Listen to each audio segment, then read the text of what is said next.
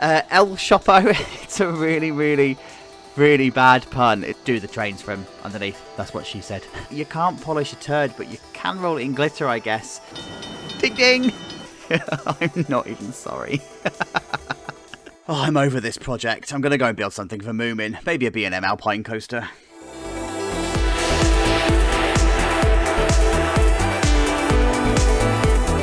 Hey everybody, how's it going? So thanks for coming along to episode number 11 of Grosvenor Gardens and blah blah blah, Planet Coaster, blah blah blah, Realistic Park, blah blah blah, Gardaland, yeah, we get it. Thank you so much, guys.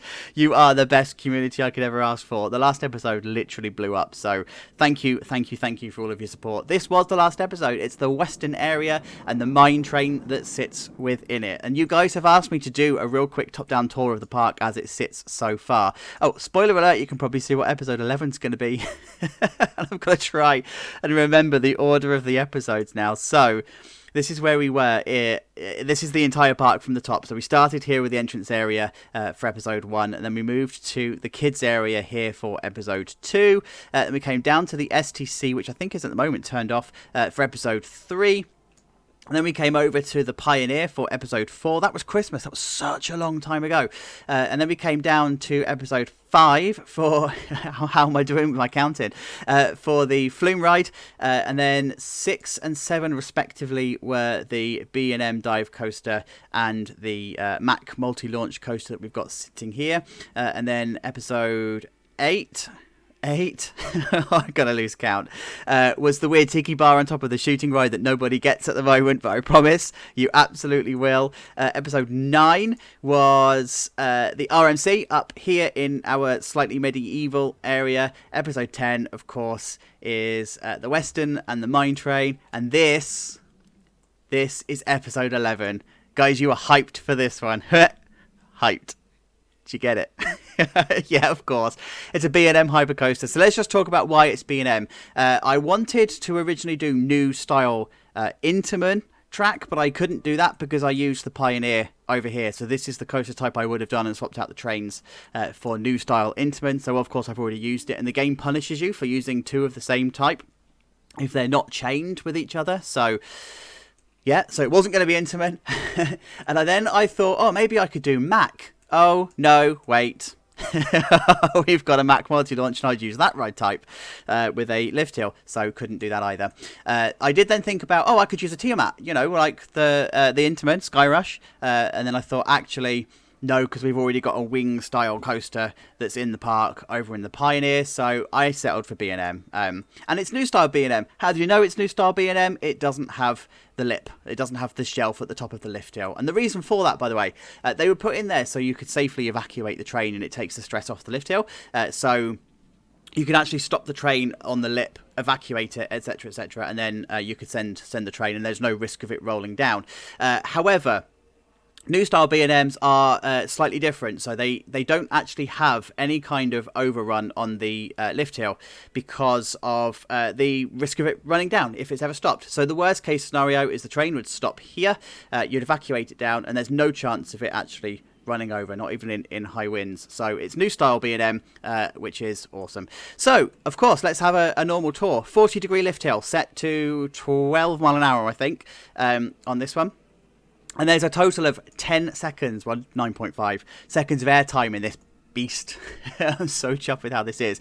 And I've had to be really clever with the terrain. So, of course, we're coming back downhill because we're coming down to a couple of rides that are going to be here. So I wanted this to sit really cleverly on the sight line. I didn't want it to be dominating, given that this is already sitting maybe 20 or 30 meters above the lowest point. So it's already going to dominate the sight line.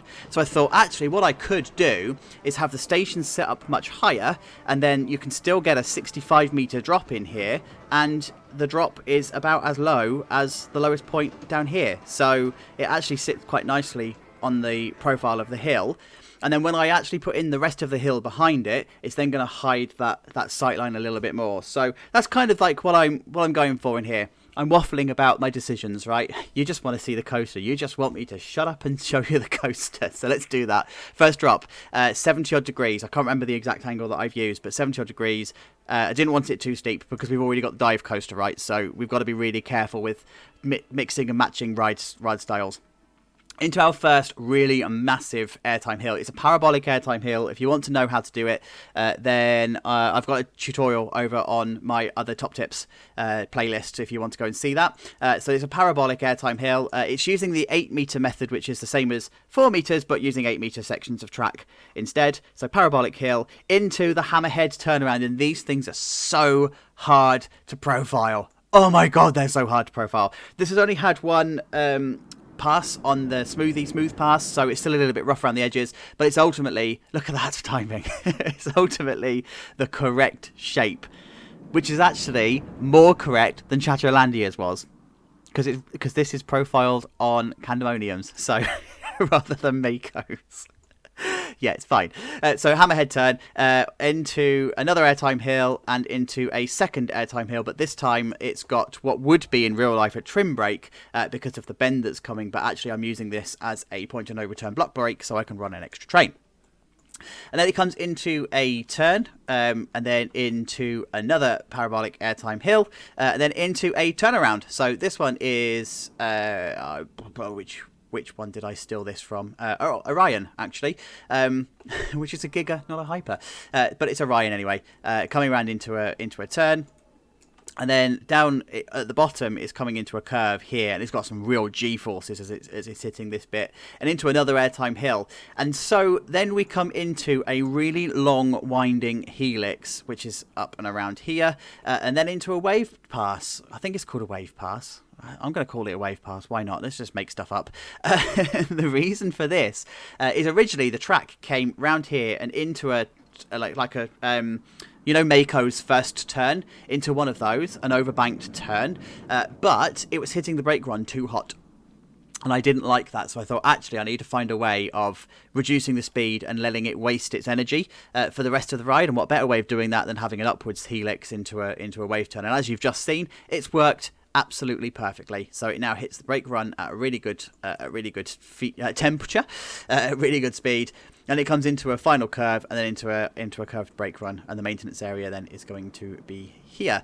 I could have solved the problem, by the way, by having the tall brake runs that you have. You've seen them on Orion, the ones that are like, why is that so tall and why is that so massive, when we spoke about it in the Chatterlandia episode, but I didn't want that for this, particularly as I need to find a way of building it into the hill, and I didn't have a way of getting it from the tall brake run down here. The hill's still got to come down this way to accommodate this track, right? So that's what I've done. That's what I've done here.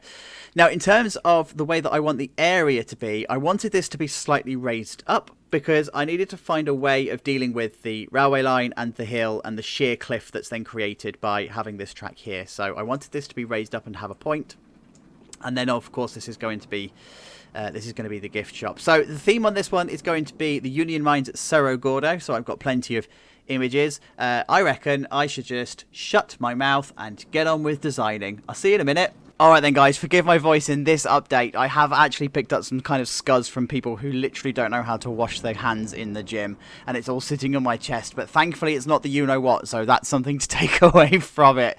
But another thing is that is the middle part of the episode, and you know what that means.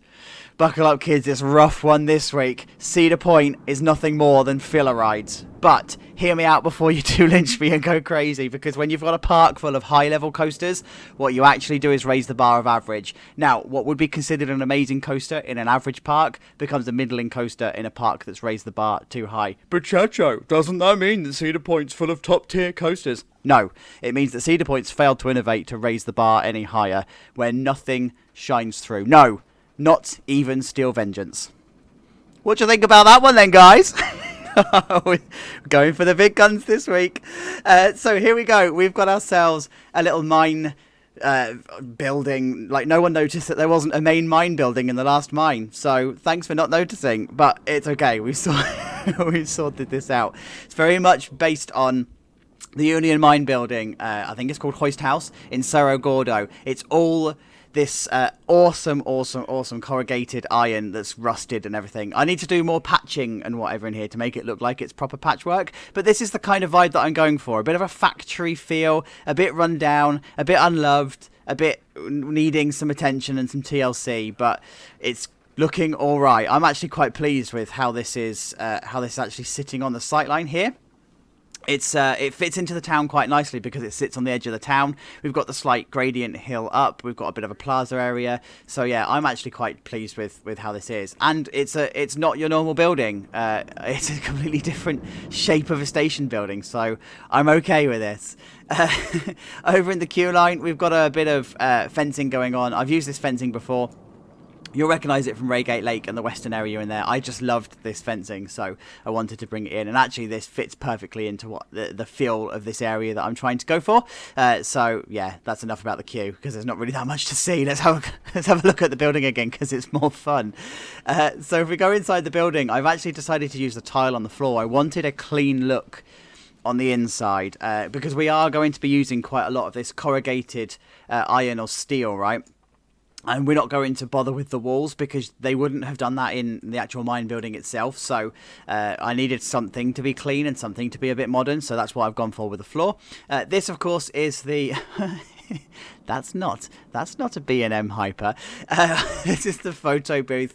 I need to kit this out a little bit more. As I said, I just need to do the insides here. Oh, hello. This update's going well.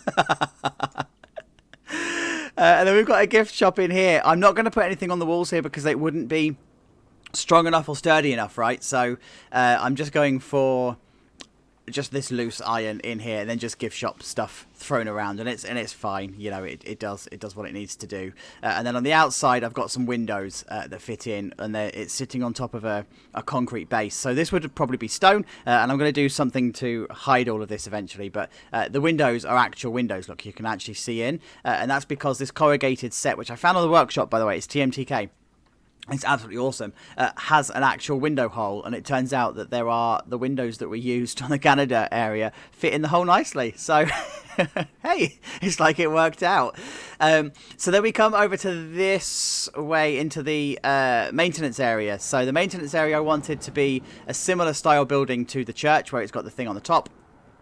I don't even know what it's called. I'm not going to try. And then inside the maintenance area, again, it's still that corrugation that's going on, but this time it's consistent because this is going to be the epitome of only design what your guests will see. So it's only your guests on the coaster that are going to see this. Therefore, you don't need as high level detail. So that's why we can do a bit more of a consistent theming and consistent walling on here. But ultimately, it's just a typical maintenance area, right? 3 tracks because you've got 3 trains, and then all of your normal stuff that's thrown around along the outside, all waiting for you there. So from the sight line, as I said, this is how it's looking for the town. So I quite like how the town comes around this way, and then you've just got the new Union building, as I'm going to call it, over here, and then you can just keep looking up and up and up, and then you see the top of the coaster. So the sight line's actually starting to come together quite nicely. I have put in a retaining wall in this area here, so we've now got this was in the first one, right, but I've done a bit more work to it. So this is the first split, and then you've got the railway line and the second split. And what I've actually decided in terms of engineering is there would be a couple of those retaining walls that we were talking about in the Flume episode, and that's what would be here. So it would be stopping all of this coming back. Now, I will admit, I had almost snookered myself with my design, because I was coming around this way with the path, and I know what's coming in here, right? So I sort of had to avoid this area completely. But I was coming around this area with a path, and then realised that I had either a sheer drop to deal with, or I had no way of getting the path down, because I've literally cut myself off. Look, I mean, I could bring the path all the way down here, but then that's going to interfere with the ride that's going to come in here. So yeah, I nearly snookered myself, but luckily a bit of terrain work later and make it all make sense. Admittedly, this probably isn't so engineeringly perfect. We'll just make up words, it's fine. I'm not feeling well, so deal with it. Yeah, so this isn't the perfect engineering going on, but this is as good as we're going to get, I think, so it's fine. And then what I did do is I've actually, again, used the tricks that I use in the terrain video and brought the path down this way. And so what we then have is this drop, and we have a bridge that's here. And I thought, would you really get a bridge over the first drop? Is that really real? And then I thought, well, it's okay, actually, because just because you've never seen it doesn't mean it's not real. And then I realised Shambhala. This is exactly what Shambhala does. So, hey, we're going to take cues from that. And then this comes down into the pirate area then. So we've now sorted the hill out. It's the perfect angle, perfect degree. I now just need to do all of the detailing and kitting out. This is not going to be this episode. I will be doing the detailing and kitting out around the ride area, but this is going to come in the episode where we deal with the ride that's coming in this space. So I just wanted to show you, though, that I have thought about how I'm going to get guests down here and the flow. So this is literally the edge of the park. You're not going to be able to walk around this way. It's literally come down into the pirate area and you are done. And so in terms of supporting then the coaster, there's a couple of custom supports that you'll see on the lift hill, which took a little bit of a while to do, but not much time at all, if you see what I mean. And they are placed in accordance to where an engineer would say it would be placed on this kind of hill face, because this is a hill, so this isn't an even spread of the load. So there's certain things that you would do to this hill. You'd bury the concrete and stuff, so the supports are placed in about the correct place that you would find them, and then of course you've got the 45-degree supports on the actual drop itself, and then the rest, the in-game supports are absolutely fine for. It does what it needs. They do what they need to do, and they are actually the right shape. So they are this weird V shape where there's one complete vertical and one at 45 degrees. So it's fine. We'll run with it. And even on the turnaround, I didn't need to do any custom supporting on this turnaround, whereas I did in Chacholandia, because, to be honest with you, my profiling of that turn was a bit rubbish, and so it didn't generate the right supports. But now they do, so I'm happy with that. I'm gonna run with it. And then coming over to this turnaround here. It's like it has this weird profiling, right? I'm gonna call this out now. What am I sticking to there? I was just attached to the top of something and my camera wasn't working properly. So yeah, it's this weird shape, and they do this. So B&M do this. So you have like a shallow ascent, so it kills the speed of the train, a quick turnaround, and then a quick drop down, so that you can regain the speed. So from this sort of angle, it does look like a bit of a weird transition. It's not supposed to be symmetrical and not supposed to be perfect, but from this angle, it's absolutely perfect. Right, it's absolutely as it should be. So, okay, so this is the, coming back here, this is how we are sitting with the mine building. Guys, I am literally going to go and feel sorry for myself. Apologies that this update has been a bit gammy and a bit mouthy, but it's fine. Cedar Point, it's crap. See you in a minute. Alright then, you guys, time for the done for now stamp to come out. And the reason it's for now, as you already know, is that the back end of this ride isn't done, because we've got all of the rides and stuff that need to go in to complete that sight line. But this is what you get as you walk up towards the actual coaster station and the queue line, and it looks absolutely amazing. I just love how industrial it's turned out, but so dirty with it. It's great. It's great, great, great. And you'll notice as well, we have a name. So it is now called Frontier's Edge. And Vapo Storms, you've made a return back to the channel. Hello, mate. Thank you for your submission. I'm going to ban you from making new ones. I'm not. You won the vote this week. So with what is quite possibly the perfect name for the entire coaster, because of course it is at the edge of the frontier area, of the western area that we've got here. So you will actually fall off the edge of the whole thing. And this is what I was talking about from before. This bit's not done because we've got rides and stuff that are going to come in here. But what is done is this bit. So the building itself, I've done a lot of work to it. Whoops, that's a tree. There we go. There's the tree shot. It's the money shot of the episode. So I've done a lot of work on the building and everything on here. I've patched it up in ever so slight places, so the iron is it is iron, isn't it? It's not going to be steel. So the actual corrugated iron has rusted in different patches, and they've patched it up as the year goes by. Remember, this isn't modern industrial, so you wouldn't find things like fans and vents and HVAC units and that sort of stuff. It just wouldn't exist. So it's just going to be a shack, and that's what we're going for here. Likewise with the maintenance area over here. So this is what we're going for. This is exactly what I wanted. I wanted to keep this simple, by the way, because the guests are only going to see this whilst they're on the coaster, so it's only passing scenery as opposed to stareable scenery, as I like to call it. Make a phrase up. And then inside here, of course, you've got all of your usual gubbins. I've done a load of like touch-ups in here, so there's some more stuff in here that wasn't in here before. And of course, the ceiling and stuff is how you'd normally find it. And I noticed as well that most of my maintenance areas don't have any kind of storage, so they do now. There you go. I've added some in, and then over here I've just added a bit of detailing and stuff, just to make sure that this whole transfer track and everything is going to work properly. And then this is something you've not seen yet. This is the actual station. So inside the station, I wanted to have it almost like this was the part of the mine shaft that was built into it. So if you have a look at the videos of the guy that's now living in Cerro Gordo, he does a couple of tours of the Union Mines and the Hoist House, and so this is what I've come across in here. So it is, again, it's this shack, it's this shed. There wouldn't be any effort to decorate the inside or make the walls plastered or wood or anything like that. You would just, what you see is what you get, right? So I've just put in a load of ropes and a load of stuff along here. I've put in an actual hoist. I stopped it from spinning because it's quite close to the roof, so I think you'd probably end up getting some kind of like wear and tear and whatever, and that's not what you want. But yeah, so I've just put a load of Western clutter and Western stuff in here, and then of course you number off all of your rows. These are lights, by the way, so they actually light up, and then of course you've got your dots on the ground. I seem to be doing this quite a lot now. Even though there's no way of wearing them down, so all of the rides look like they are brand new, because of course they wear down over time, right? And then you've got your baggage hold and your exits and stuff in here, and then you come down into this area. Change the camera, there you go, change down this way, and then you come into the gift shop. So this is new. I did some new things, guys. Can I get an applause for the new things? So I just put some shelving and stuff up. I wanted to, as I said in the last update, I want to keep these walls completely clear, so you wouldn't find that there are shelves and stuff hanging up on here. But what I have put are all of the danger signs that you might find in an actual mine area. So you've got high voltage and open mine shafts and all that sort of stuff. All available on the Theme Makers Toolkit workshop. They're not exclusive to this park or anything. You can actually go and search for danger signs and you'll find them. So yeah, lots of stuff. But remember, we've now got 2 gift shops in this area, so this is why this one is a little bit smaller and a little bit more unloved and unkept. So yeah, but I've also made this a bit of a passing through. So we've got 2 entrances to this gift shop. This would technically be, even though they've just decided to change their mind, this would technically be the bit that you would exit from the ride, which kind of goes against the principle of having the photo booth behind, right? But it's fine.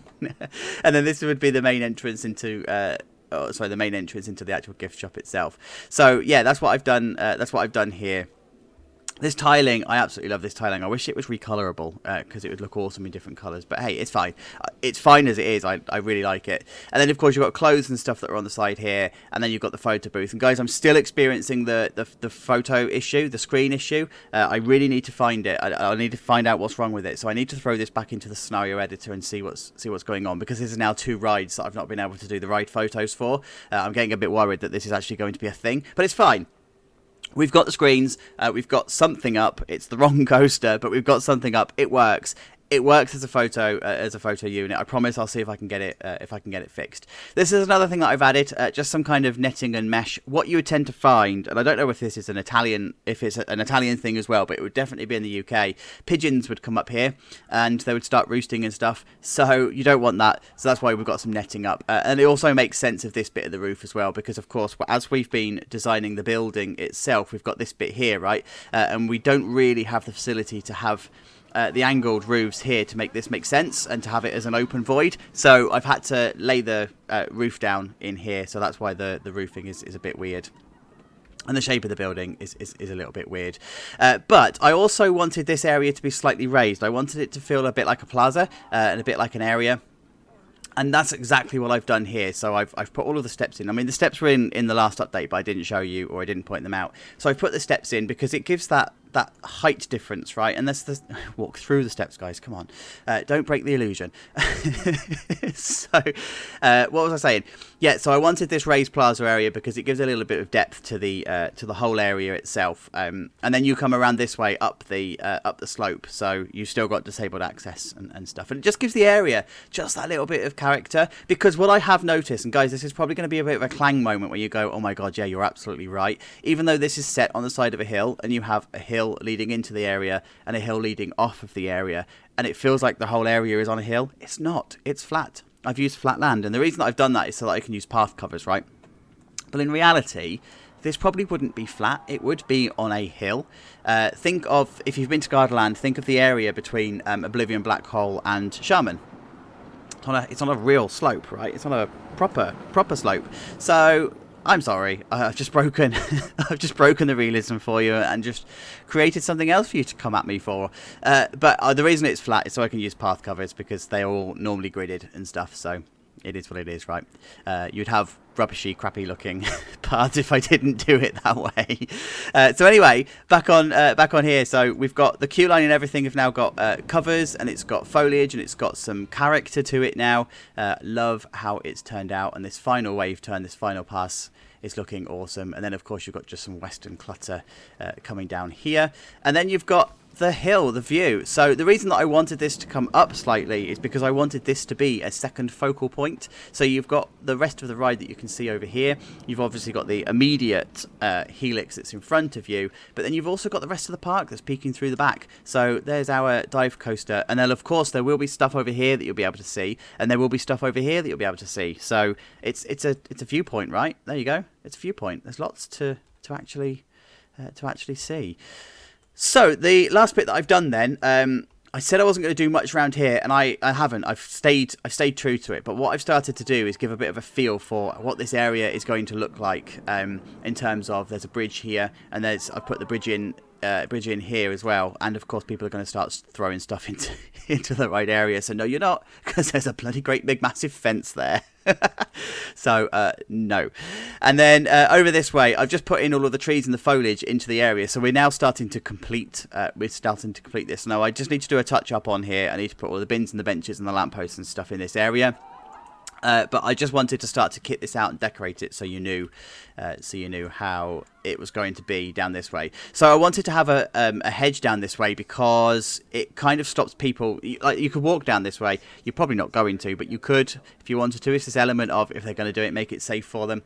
But up here, you definitely wouldn't, because it's the ride area. So I actually wanted to put a barrier there, almost. Something that's going to physically stop them from doing it, but not be too intrusive. So that's why the hedge is there. But you get some really, really good views of the actual coaster itself. I think we've got a train coming as well that we can actually see. It's timing. Come on, you're wasting time, wasting watch time. Here it is. It's coming through the trees. There it is.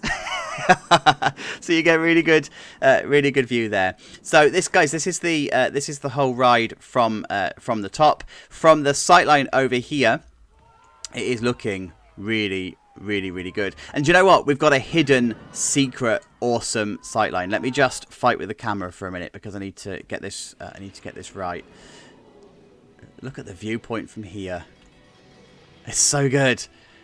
So good. You get some really, really nice sight lines. So again, this whole viewpoint area now starting to to make sense. So guys, thank you so much for getting to the end of this video. You already know that likes and comments and shares and blah blah blah blah help us find a new audience. Really, really do appreciate it. Absolutely love that you guys are still here. So the episodes are going to take a 2-week break, because we need to be in this area, and this is a big build, so I need 2 weeks to do it. But next week, if you're watching this chronologically, there's going to be a different episode. It's going to be a full episode, but of something else. You probably already know what it is, but it's for something else. And this area here, I'm so excited to show you. I can't wait to dive on in. So I will see you next time.